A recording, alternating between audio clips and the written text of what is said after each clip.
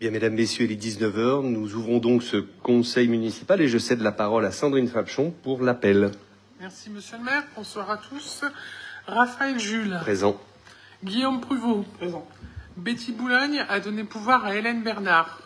Caroline Caron. Présente. Maxence Dequet. Présent. Hélène Bernard. Présente.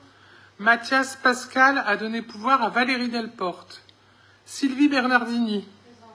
Ludovic Latry. Présent. Wilfried Ampry. René Viard. Présent. Patricia Duhamel. Présent. Marcel Level. Présent. Franck Fasquelle. Présent. Patrick Delporte. Présent. Valérie Delporte. Philippe Boggio. Présent. Sandra Mille. Peggy Andrieux. Présent. Guillaume Savéan a donné pouvoir à Guillaume Pruvot. Juliette Pinte. Carole Sylvestre. Geoffrey Fourcroy a donné pouvoir à Wilfried Ampry.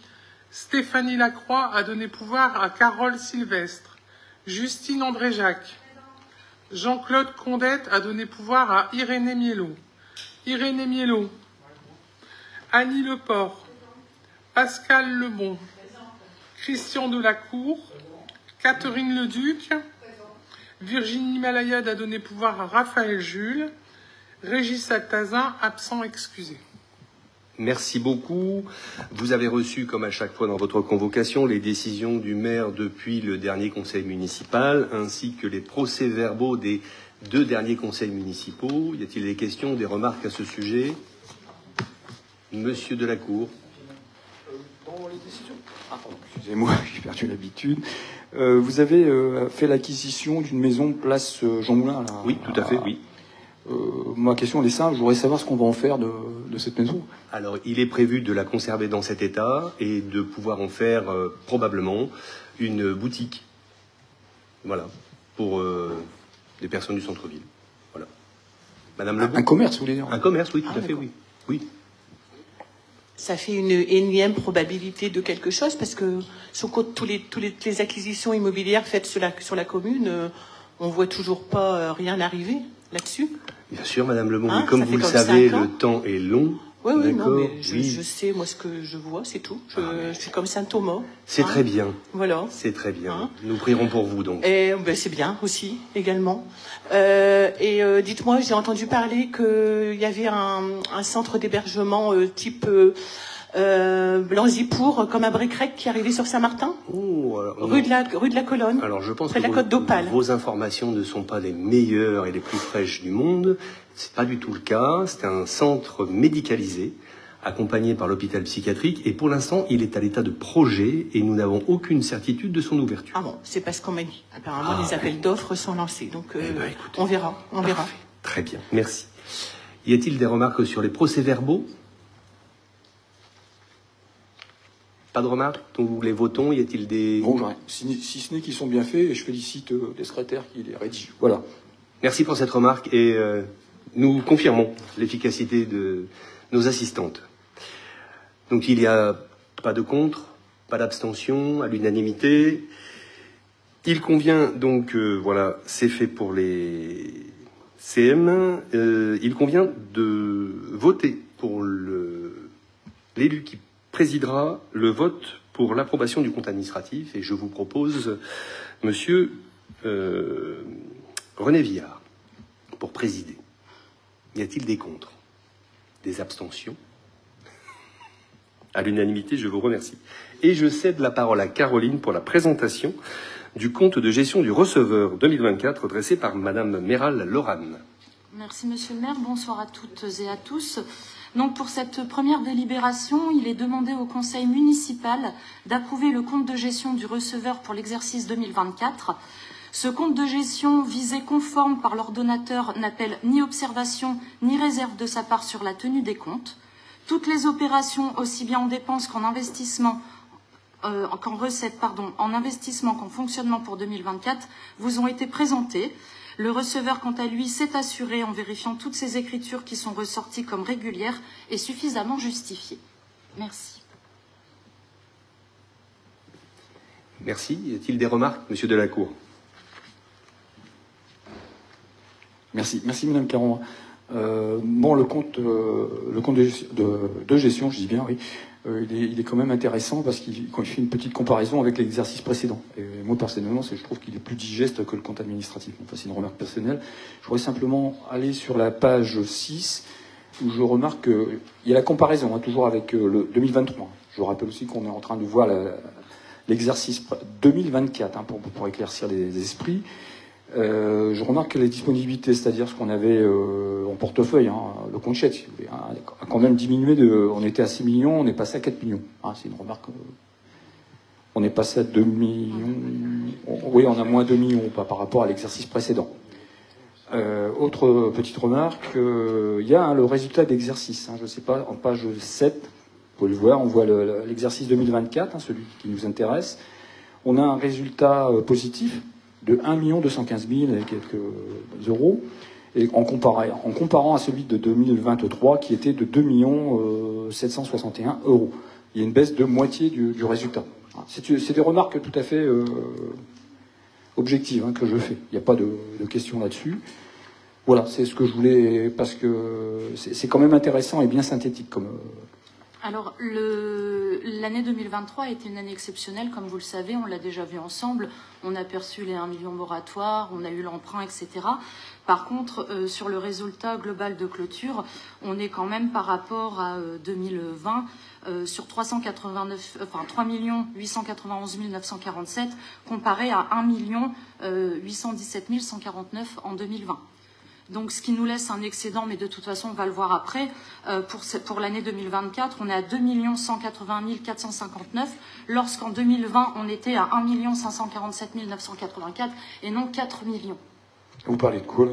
Je parle de l'excédent reporté qui est juste après le résultat global. Et c'est vrai que c'est pas simple. Le résultat du compte administratif et celui du compte de gestion sont différents. Enfin, je pense qu'il y a quand même... C'est pas les mêmes, Puisque on a bien compris, monsieur Delacour, cependant, vous parlez bien de l'excédent. Comme vous dites, oui, l'excédent, c'est ce qui nous reste en portefeuille. D'ailleurs, on utilise bien les mêmes termes, on parle bien de la même chose. Par rapport... Et Caroline vous précise et vous fait une référence par rapport à 2020. Oui, mais je ne veux pas mélanger le compte administratif avec le compte de gestion. C'est tout. On va parler après du compte administratif. Oui. Voilà. De toute façon, c'est pareil, c'est parallèle. De toute façon, bien. On tient compte des D'autres remarques concernant ce compte de gestion? Donc nous passons au vote. Y a-t-il des contre? Des abstentions? Qui est pour? Je vous remercie et je cède à présent la parole à nouveau à Caroline pour l'approbation du compte administratif. Alors, le compte administratif reprend au service de l'exercice 2024 la totalité des prévisions budgétaires 2024, les réalisations et les restes à réaliser en section investissement. Le compte administratif 2024 se résume de la façon suivante. Donc, je commence par la partie investissement, avec un total des dépenses de 5 735 354 euros, donc qui sont essentiellement composés par les chapitres 21 d'immobilisation corporelle pour le bien-être et la sécurité de nos habitants, avec par exemple en article 21 312 les bâtiments scolaires pour un montant de 31 484 euros. À l'article 21 313 les bâtiments sociaux et médico-sociaux pour un montant de 92 516 euros. À l'article 213-14, les bâtiments culturels et sportifs, cette fois pour un montant de 176 172 euros. Principalement dû aussi au réseau de voirie pour un montant de 283 850 euros à l'article 21-51. C'est ce qui concerne nos principales dépenses, avec également donc, le chapitre 23, tout ce qui est immobilisation en cours, pour un montant de 3 710 217 euros, dont des travaux d'installation technique pour 914 100 euros. Et enfin, au chapitre 45-81, c'est tout ce qui est opération sous mandat, pour un montant de 211 576 euros. Donc j'entends par là opération sous mandat, ce sont l'effacement des réseaux route de Calais pour 22 041 euros, l'effacement des réseaux de la rue Mangin pour 129 480 euros, et à vélo 3, mais bon c'est ça, 54 euros. Pour ce qui concerne les dépenses, donc nous avons un montant de 2 885 501 euros, principalement composé donc de fonds divers, de réserves et de dotations pour un montant de 1 342 943 euros. Nous avons perçu les subventions d'investissement pour un montant de 862 745 €, dont 428 000 pour l'éclairage public et 90 000 pour Brassens. En tenant compte du solde négatif des restes à réaliser de moins 1 710 488 €, la section d'investissement présente un besoin de financement de 4 258 967 € au 31 décembre 2024. Voilà pour la partie investissement. Pour ce qui est du fonctionnement, on a un total de dépenses de 13 256 449 €, donc principalement composé toujours par le chapitre 011, tout ce qui est charges à caractère général, l'énergie, fourniture de bâtiments, maintenance, primes d'assurance et j'en passe. On a également donc le chapitre et surtout le chapitre 012 pour les charges de personnel pour un montant de 6 897 526 €. Et enfin, le chapitre 65 pour 2 946 928 € qui concerne toutes les autres charges de gestion courante, notamment les indemnités des élus, les participations scolaires ou encore les subventions annuelles. En ce qui concerne les recettes, nous sommes donc en fonctionnement à 14 472 36 €, composé principalement par le chapitre 70, tout ce qui est produit des services par concession de cimetières, les produits du domaine public, on est à 664 667 €. Chapitre très important dans ces recettes, impôts et les taxes, pour un montant de 11 641 745 €. Et enfin, le chapitre 74, dotation et participation, pour un montant de 2 15 035 €. Donc, se dégage de la section fonctionnement un résultat de 1 215 587 €. Compte tenu de la reprise de l'excédent de 2023 de 5 224 838 €, la section de fonctionnement laisse apparaître un résultat cumulé positif de 6 440 425 €. Cet excédent va servir à financer la section d'investissement à hauteur de 4 258 967 € et le solde de 1 180 458 € sera repris budgétairement en recettes de fonctionnement du BP 2025 au chapitre 002. Merci beaucoup, Caroline. Y a-t-il des questions concernant Monsieur Delacour? Merci. Là, vous avez passé complètement les ratios d'habitude on les commente, là, mais apparemment... Bon, moi, je vais le faire, c'est pas grave. Hein, je ne vais pas non plus faire les 10, hein, je vous rassure. Les premiers, hein, c'est-à-dire dépenses réelles de fonctionnement rapportées au nombre d'habitants, il est de 1160,97 €. L'année dernière, il était de 1144,62 €. Ça veut dire, si vous voulez, que les dépenses par habitant augmentent. Hein, mais c'est pas trop grave, ça. En dessous, il y a la recette réelle de fonctionnement, qui est de 1295,41 €, hein, toujours par habitant, tout ça. Hein. Alors, là où ça m'inquiète un petit peu plus, c'est que la recette en 2023 était de 1453,17 € par habitant. Donc, on voit que là, ça s'écarte. Hein. D'un côté, les dépenses augmentent, mais par contre, les recettes ne suivent pas. Et enfin, le ratio de 10, hein, je vais directement là-dessus, l'épargne brute, mais ça, je m'en suis longuement expliqué la dernière fois. On baisse hein, l'épargne brute par habitant, on est à 10,21 alors qu'on était à 18,18 en 2023. Hein, c'est quand même un grand écart. Je voudrais faire aussi un petit commentaire sur la page 7, hein, sur l'excédent que vous dégagez. Il ne faut pas oublier qu'en section investissement, on a quand même un résultat négatif de moins 4 millions. Hein. Quand vous dites... En fonctionnement, on a plus 6 millions. Hein, je vous passe les centimes. En investissement, on a un résultat négatif de moins 4 millions. Hein, page 7, c'est marqué. Donc, le résultat vraiment réel est de 2 181 000 €. Voilà. J'ai encore Sauf qu'on ne mélange pas le budget de fonctionnement et le budget d'investissement, Monsieur Delacour. On l'équilibre. Oui, mais globalement... On l'équilibre et on en sort l'excédent. On en sort l'excédent, oui. Vous me permettez une petite question, Monsieur Delacour? Je vous en prie. Vous pouvez me rappeler de où proviennent les recettes réelles de fonctionnement? Qui les verse? C'est entre autres le contribuable. Ouais. Et puis il y a la DGF aussi. Hein. Merci. Et non, mais je sais.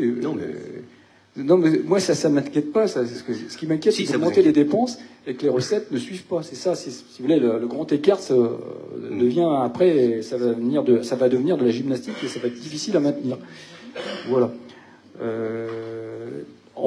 En plus, pour revenir à la page 7, hein, moi j'ai fait la comparaison. Hein.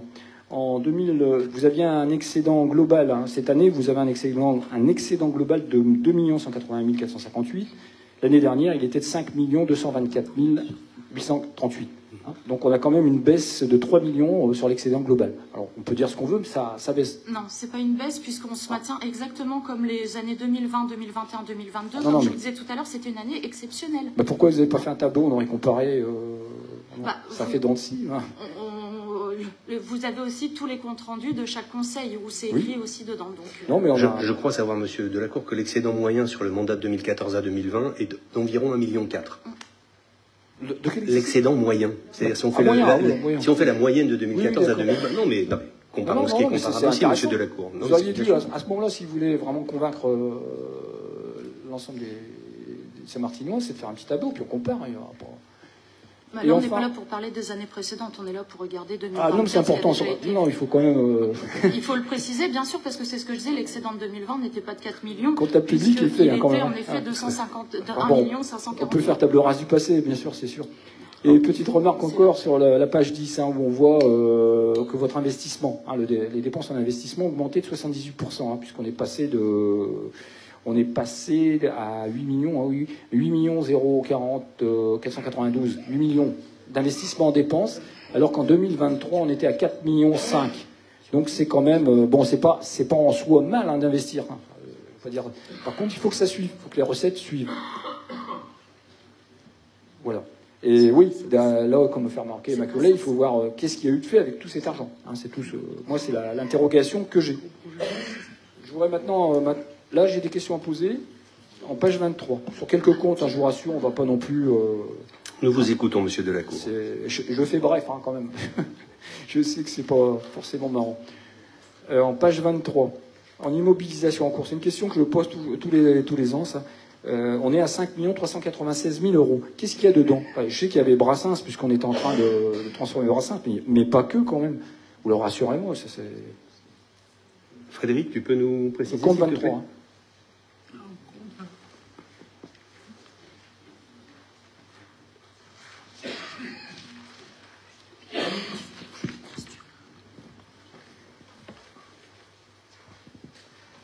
Oui, bonsoir. Donc le chapitre 23. Chapitre 23, il s'équilibre à 3 710 217 euros. 3 710 217 euros. C'est celui-là dont vous voulez avoir le détail. Oui. Enfin, le détail, c'est voir ce qu'il y a dedans, quoi. On sait qu'il y a des Brassens dedans. Mais... Voilà. La grosse part, c'est 2 765 000 pour Brassens. Ensuite, on a des travaux d'installation technique, la vidéoprotection pour 175 000, les effacements de réseau pour 192 000, les travaux de voirie, le marché à bon de commande de travaux de voirie pour 542 000 euros. Voilà. Et après, c'est des plus petites réalisations diverses. Alors là, je vais remonter un petit peu sur le compte 21, là, l'immobilisation corporelle. C'est quoi dedans? Les dernières, je vous ai posé la même question, d'ailleurs. Il y a le parcours santé, les jeux de liaison, oui. de la liaison douce, oui. pour 67 000 euros. Des modules techniques, camions de service technique, 22 620 euros, oui. Parce qu'il faut bien les réhabiliter. Correction, imputation du mandat sur les aires de jeu du MOCA. Oui. On a également un radar pédagogique rue Apolline. On a 10 poubelles de rue. On a des bâches pour les services des sports, protection, enfin, tout ce qui est sur le stade. Voilà. D'accord. Là, je voudrais aller maintenant sur le fonctionnement. Et on va quand même assez vite. La page 34, hein, c'est pour si vous voulez suivre. Le compte 61-82, concours divers. C'est les concours administratifs, ça? Bon, ça n'a rien à voir, je suis à côté de la plaque, là. Pour 62 000. Vous voyez, monsieur la 34. Oui, je ne me trompe pas, donc c'est 62, 81. Et au milieu du tableau. On est à 62 000, hein. Non, c'est cotisation au CNAS pour le personnel. Oh, le libellé, il est quand même trompeur. Hein. Le CNAS, c'est les offres sociales des municipaux, ça, là? Ah, d'accord. On va changer, ça. Et autre service extérieur, 62,88. Parce que là, il a augmenté un petit peu aussi. C'est tout.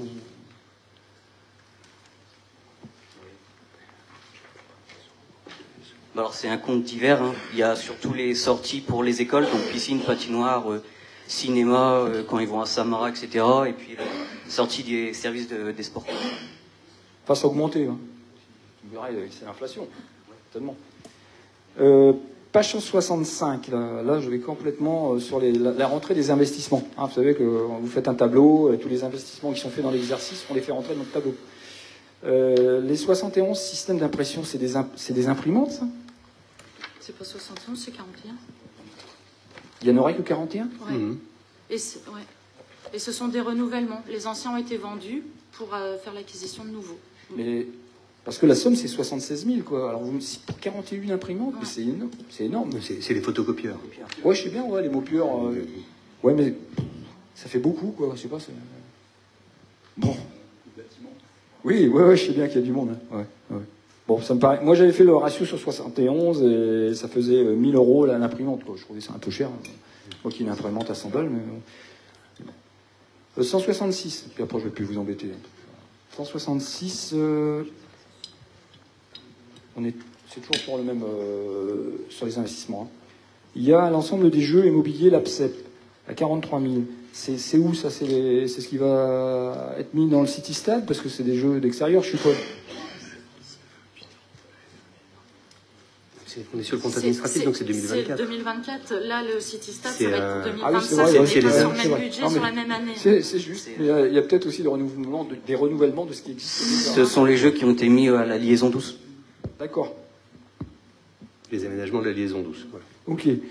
Et enfin, une dernière, hein, je peux vous embêter après, c'est les poteaux incendie DECI. C'est les poteaux, les bouches d'incendie, ça, je suppose? Oui. D'accord. Il y en a beaucoup, non? Parce que la somme est conséquente. Hein, et...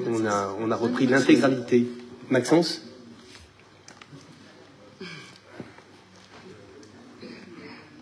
Je vais essayer d'être simple. Bonsoir tout le monde. On a repris une mairie qui n'avait pas de défense incendie digne de ce nom. Depuis 2015, on est dans l'obligation de faire une défense incendie. Depuis le début du mandat, c'est 410 000 € qu'on a investi pour la défense incendie des Saint-Martini. Donc oui, il y en a beaucoup.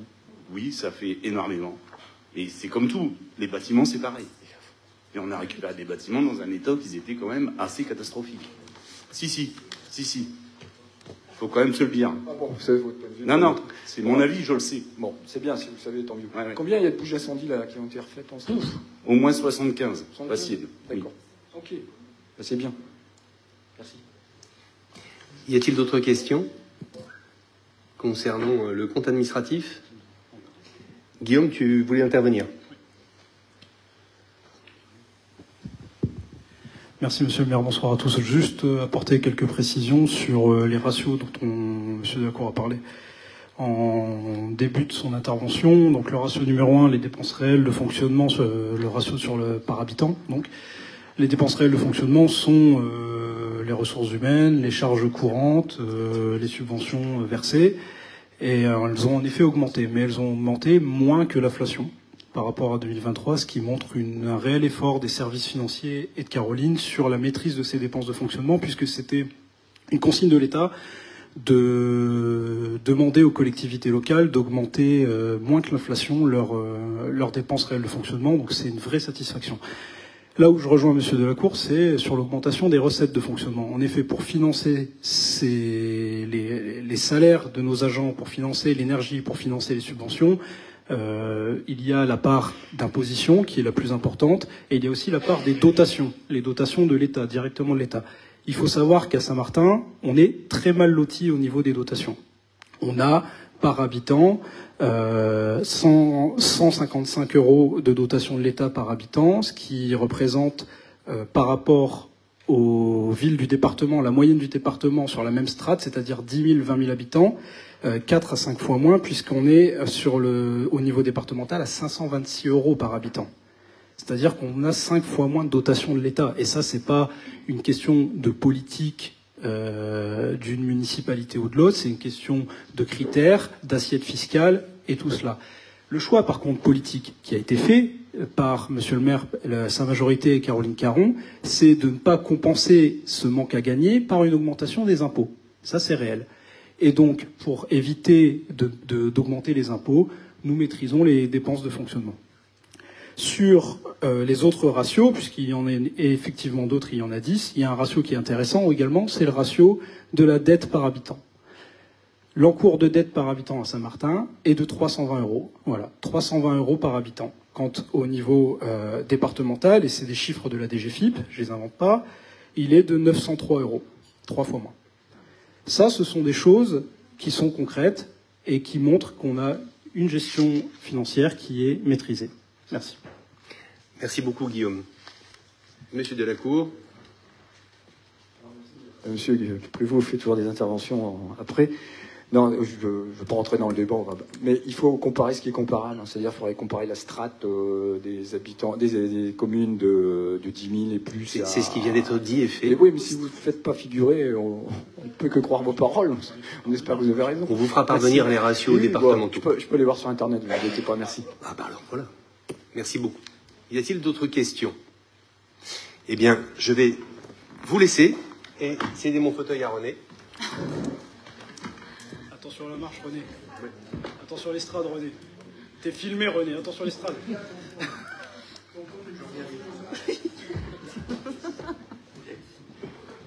Plus de mon cœur, tu peux pas trouver. T'es filmé. T'es filmé, fais attention. Je suis filmé. Bon, alors qu'est-ce qui se passe? L'idée de compte administratif. Bon, c'est la délibération. Comment? Pour qui ça.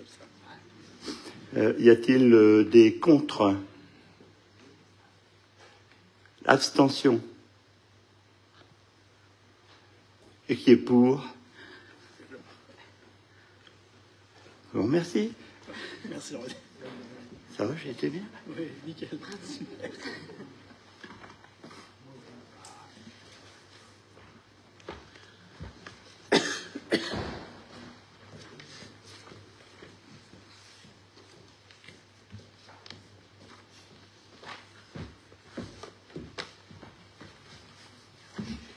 Bien, merci beaucoup.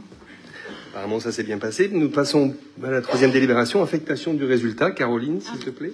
Eh bien, à la suite de la production du compte de gestion et à l'approbation du compte administratif 2024, il est proposé au conseil municipal d'affecter définitivement le résultat de fonctionnement 2024 de la commune, qui s'élève à 6 440 425,58 €, comme indiqué dans le tableau annexé, c'est-à-dire 4 258 967,01 € en réserve au compte 1068 et 2 181 458,57 à l'excédent de fonctionnement reporté au compte 002. Très bien, merci. Des remarques, Monsieur Delacour? Pas mon chou, mais enfin... simplement, Madame Caron, la réserve reportée sur le compte 1048, c'est moins, c'est négatif. Puisque quand on regarde le tableau investissement, affectation du résultat, on voit qu'il est négatif. C'est moins 4 258 967. C'est le besoin de trésorerie, mais oui, du coup, c'est bien, on vient le remettre. Oui, mais ça vient en moins dans les réserves, quoi. C'est pas... C'est normal dans le compte d'investissement, Monsieur Delacour. Mais non, c'est pas en réserve. Je ne parle pas de technique comptable, hein, mais je fais simplement remarquer que le résultat en investissement est négatif, c'est tout. Voilà, merci. Pas d'autres remarques? Nous passons au vote. Y a-t-il des contre? Des abstentions? Qui est pour? Je vous remercie et nous passons à la présentation de la décision modificative 1. Caroline. Donc il est proposé au conseil municipal d'approuver cette décision modificative numéro 1 qui s'élève à un montant de 83 324 €. Qui se décompose donc pour la partie investissement à un montant de 59 138,36 €, équilibré donc aussi bien en dépenses qu'en recettes. En dépenses d'investissement, alors on retrouve beaucoup de régularisation une fois de plus, tout simplement parce que le SGC est audité en ce moment et donc il demande aux communes de procéder à beaucoup de régularisation, d'où les reprises sur amortissement que vous allez trouver en dépenses. Bon, les montants sont faibles, mais de toute façon, on est obligé de le faire. On enlève 59 349 € en réserve imprévue. C'est la somme la plus importante. Pourquoi ? parce que il faut payer les frais de géomètre pour le sentier piétonnier de la rue de la Colonne. Il y a également un changement de la clim sur la salle des mariages en mairie, des compléments d'aménagement pour le CCAS, un contrôle d'accès pour Brassens, de l'outillage, des PC de remplacement suite à cause sécurité informatique. Il faut savoir que sur ces 11 PC, on en a en tout, si je ne me trompe pas, 48 PC à changer, 41. Il est hors de question d'investir autant sur une année. Donc on va lisser les dépenses pour pouvoir changer tous les ordinateurs, les logiciels. Donc là, cette année, on en a prévu 11. Ensuite, il y a également tout ce qui est équipement pour le foyer de Mont-Lambert ou du mobilier pour les manifestations. Voilà, aire de jeu Anne-Franck. C'est principalement les grosses dépenses, puisqu'après, comme je vous le dis, il s'agit beaucoup de régularisation sur des imputations. Donc, ces 59 138 € en dépenses d'investissement sont équilibrés en recettes par un virement de la section de fonctionnement à 21 078 €. Et puis ensuite, on a également perçu, donc, par exemple, l'ADEME, les subventions pour Avélo 3, une partie qui est aussi reversée à la commune de 8 000. Pour la partie fonctionnement, on a, donc, comme je viens de vous le dire, le virement à la section d'investissement. On a également eu une révision de prix sur le mois de décembre pour les pauses et dépôts d'illumination de Noël, donc 4 600 €. On a encore une correction sur le BP de 500 €. On a également donc les subventions pour 3 associations qui ont rendu leur dossier de demande de subvention en retard. Mais voilà, on vient les mettre en DM sans aucun souci. On les verra en délibération.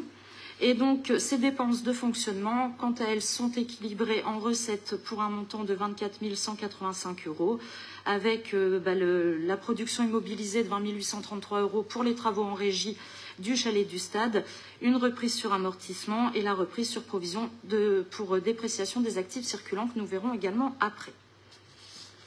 Merci beaucoup pour cette présentation. Caro ? Y a-t-il des questions, Monsieur Delacour ? Je vous promets qu'après, je dirai plus rien à un moment.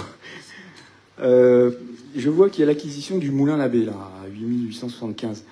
On l'a revendu, ça Alors, on a... À l'association. Ça va être facturé au fonds de dotation. Ça ne l'a pas... Ça ne l'est pas encore. Hein. Ça ne l'est pas encore fait. Là, on en est encore propriétaire, non pas Oui, exactement. Ok. Il y a aussi la construction du City Stade, aménagement paysager, les 24 000.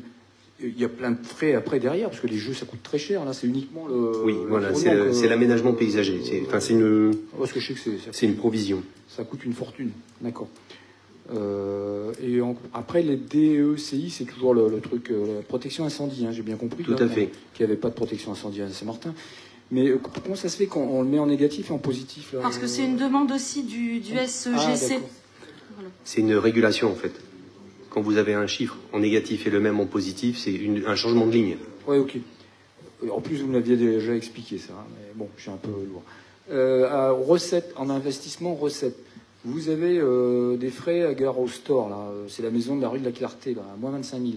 Et je crois que on retrouve une commission à Gare au Store à moins 19 000 dans le fonctionnement. Bon, on ne va pas mélanger les deux. Je voudrais faire le point là-dessus. Vous les revendez, les maisons de la rue de la Clarté? Oui. On les avait achetées, hein? Non, on ne les a pas achetées. Oui. Ce sont des biens sans maître qui ont été restitués à la commune, que nous vendons. Et comme c'était une vente aux enchères, c'est une plateforme spécialisée dédiée à la vente aux enchères. Il y aura des frais imputés sur cette vente aux enchères. Donc on prévoit dans le budget ces lignes. Voilà. Et on retire les 19 000 € parce qu'on pensait devoir payer une commission en fonction des ventes, etc. Mais en fait, c'est inclus dans le prix de vente des maisons, donc on l'enlève. Et on les revend combien, on sait, non? C'est une vente aux enchères. C'est une vente aux enchères pour l'instant. Vous n'êtes pas sûr? Ah oui, ça ne nous a rien coûté au départ, ça. Non, bon, c'est que du plus. On fera on fera une plus-value, forcément. De toute façon. Bon, ça, c'est une bonne nouvelle. Hein, d'où l'intérêt d'investir aussi. Oui, on va pas lancer le débat. On va pas acheter des ruines, quand même. Bon, après, c'est pas grave. Je pense que j'ai fait le tour, moi. Ah, si, il y a encore une petite dernière, là, pour la route, hein, c'est le cas de le dire. Hein, c'est à vélo, là, à moins 30 000. C'est ce que 8 000, c'est avec 8 000 qu'on fait ça, hein. Oui. 8 000. Oui. Ah, oui. On leur restitue cet argent-là, puisqu'on a été subventionné, nous. On a été subventionné à 30 000 € et on leur reverse 15 000 €. D'accord, ok. Alors je me suis laissé dire que vous avez commencé à faire des pistes cyclables, monsieur le maire, sur Saint-Martin. Ouais. Oui. C'est la suite d'Avélo. Alors Avélo 3, c'est un complément du schéma directeur cyclable de la CAB, et on est en train justement d'étudier les rues de la commune qui seraient concernées pour du développement complémentaire. Parce qu'il y en a une qui est en état de fabrication, si je peux dire comme ça, enfin d'élaboration, de construction. Impasse des Fachelles.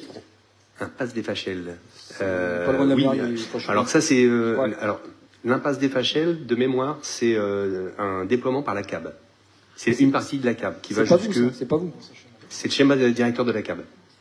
Nous on sera sur d'autres rues. Ouais, d'accord. Parce que si vous voulez, sans mauvais esprit, on voit pas trop l'intérêt du truc. On va dans une impasse, il y a un portillon, donc les vélos ne peuvent pas passer, quoi. C'est pour rejoindre d'autres pistes cyclables qui sont situées plus loin, sur la zone. Alors, le portique va sauter, alors. C'est la CAB qui décidera. Par contre, il faudrait que les riverains soient au courant quand même, parce qu'on ne peut pas se stationner sur une piste cyclable. Enfin, ça prend rien. En toute logique, non. Bon, voilà, c'était ma remarque. Merci. Merci. D'autres questions ou remarques sur cette décision modificative? Nous allons donc passer au vote. Y a-t-il des contre? Des abstentions? Qui est pour? Je vous remercie. Et nous passons au point suivant. L'attribution des subventions. Donc, il est proposé au conseil municipal d'attribuer les subventions suivantes. 400 € pour les Shooting Stars, 450 € pour Dark Angel et 150 € pour l'Association française des diabétiques. Très bien. Des remarques sur ces subventions? Y a-t-il des contre? Des abstentions? Qui est pour? Merci pour cette unanimité. Et nous passons donc au point numéro 6, admission en non-valeur et en créance éteinte de titres de recettes dont il s'agit. La commune avait prévu d'encaisser des recettes sur des titres émis. Or, le comptable public juge que certaines de ces créances sont irrecevables et peuvent être admises en non-valeur par délibération du conseil municipal. Il s'agit de 11 titres émis pour la capture d'animaux pour un montant total de 827 € et 4 titres émis dans le cadre du recouvrement de la TLPE pour 3 344,19 €. Donc, demander au conseil municipal d'autoriser l'admission en non-valeur de ces titres. Y a-t-il de remarques ou des questions? Qui est contre? Qui s'abstient? Qui est pour? Je vous remercie. Nous sommes sur à peu près la même délibération lors du précédent conseil. Des provisions pour dépréciation d'actifs circulants avaient été inscrites en dépenses au compte 68-17. Ces créances étant désormais éteintes pour la majorité, il convient de reprendre les provisions faites sur ces titres à hauteur de 2 898,10 €, ce que vous avez vu dans la décision modificative. Des remarques sur cette délibération? Y a-t-il des contre? Des abstentions? Qui est pour? Nous vous remercions. Délibération numéro 8, régularisation comptable de l'état de la dette. Dans le cadre du contrôle de l'état de la dette, le comptable a retrouvé une différence de 7 337,26 € entre notre compte 1641 et l'état de notre dette. Cette différence provient d'emprunts de longue date soldés depuis de nombreuses années. Il est impossible de retrouver l'origine et les écarts constatés. Le service comptable public propose donc de régulariser cette différence en nous autorisant à procéder à une opération non budgétaire en créditant notre compte 1641 par le débit du compte 1068 pour un montant équivalent de 7 337,26 €. Y a-t-il des remarques ou des questions sur cette délibération? Aucune. Nous passons donc au vote. Y a-t-il des contre? Des abstentions? Qui est pour? Nous vous remercions. 9e délibération, délibération classique que nous prenons chaque année au mois de juin, remboursement par la société des chèques déjeuners, des chèques perdus ou périmés. La société nous a remboursé en 2025 un montant de 42 € au total. Il est proposé de verser cette somme à l'amicale du personnel. Y a-t-il des questions? Non. Y a-t-il des contre? Des abstentions? Qui est pour?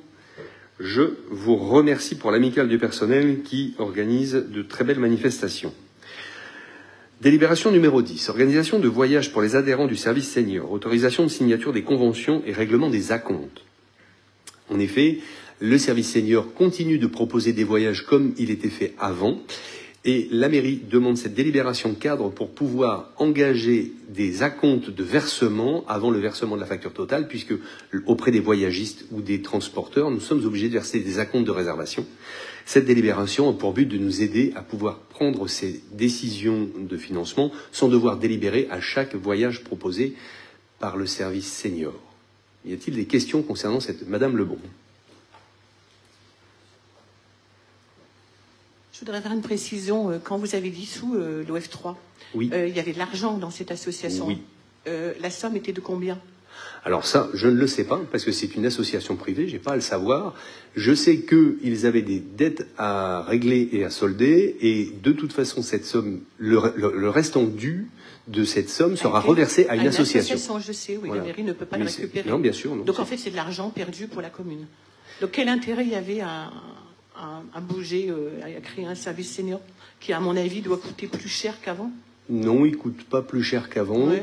Et en fait, la réalité, c'est qu'il y avait une gestion qui était pas forcément très nette de l'utilisation d'agents municipaux qui travaillaient à l'exclusif du service senior, de l'OF3, qui était une association et qui n'était pas compensée. Donc, pour apurer les comptes, et le service comptable nous a demandé de mettre un terme à cet usage et de régler les choses. Donc on a repris ça à notre compte et ça fonctionne tout aussi bien. Oui, et les gens sont tout aussi heureux. Oui, oui, oui. Bah, écoutez, on l'espère. Hein. On l'espère. C'est dommage d'avoir perdu de l'argent. Hein. Que voulez-vous? Merci. Je vous remercie, Madame Lebon, pour ces questions. Donc, y a-t-il d'autres questions? Y a-t-il des contre? Des abstentions? Qui est pour? Je vous remercie. Comme chaque année, nous prenons aussi une délibération sur les titres restaurants pour le personnel et comme chaque année, nous augmentons le nombre de chèques déjeuners pour nos personnels et nous passons donc à 17 chèques déjeuners à compter du 1er juin. Je suppose qu'il n'y a pas de questions. Y a-t-il des contre? Des abstentions? Qui est pour? Je vous remercie. Délibération numéro 12, modification du tableau des effectifs par la création de 6 postes à temps complet. Suite au dossier proposé à la promotion interne, certains agents sont promouvables à la promotion interne car inscrits sur les listes d'aptitude établies par le centre de gestion. À noter qu'en 2025, 16 dossiers avaient été proposés suite aux entretiens individuels et qu'après concertation avec les chefs de service, 9 dossiers avaient été validés. Pour permettre la nomination des agents, il convient d'ouvrir des postes nécessaires, à savoir 3 postes d'agents de maîtrise, 2 postes de rédacteur et 1 poste d'ingénieur. Les nominations des agents sont prévues pour le 1er juillet. Y a-t-il des questions sur cette délibération? Madame Lebon? Des personnes, on vous transmettra la liste des noms. On va avoir la liste? Oui, vous aurez la liste demain, Madame. D'accord, merci beaucoup. Je vous en prie. D'autres questions? Non? Nous passons au vote. Y a-t-il des contre? Des abstentions? Qui est pour? Nous vous remercions. Modification du tableau des emplois permanents de la collectivité pour 2025, création de 2 postes à temps non complet dans le cadre du départ programmé d'agents et la réorganisation des services. Il convient de pérenniser 2 postes d'agents qui interviennent sur le temps périscolaire pour la rentrée de septembre, cantine, garderie, propreté des locaux, à temps non complet. Voilà. Oui, Madame Lebon? Des emplois aidés ou des contrats classiques? Non, c'est des contrats... contrats à temps partiel. Voilà. D'accord. Okay. Donc c'est pour les écoles, hein? Oui. Y a-t-il des contre? Des abstentions? Qui est pour? Nous vous remercions et nous arrivons à la 14e délibération, contrat avec l'éco-organisme Alcom pour la réduction des produits du tabac dans l'espace public. Et je cède la parole à Valérie Delporte pour nous présenter cette délibération. Bonsoir. Alors, Alcom, c'est un éco-organisme qui œuvre pour la réduction des mégots dans l'espace public. De fait, ils vont nous aider à déployer des cendriers sur l'ensemble de la commune, à des endroits stratégiques, qui vont désormais devoir être en relation avec la nouvelle loi interdisant de fumer dans les espaces publics. Le déploiement se fera donc en fonction de cette contrainte.